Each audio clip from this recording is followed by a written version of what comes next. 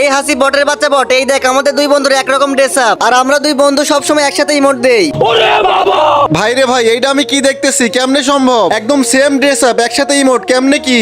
আরে ওইটা তোর বুঝতে হবে না, তুই কালকে আমার একা পায়া ড্রেস কালেকশন ভার্সেস হারায় দিছিস। আজকে আমরা দুই বন্ধু হয়েছি তোর সাথে কালেকশন ভার্সেস করার জন্য।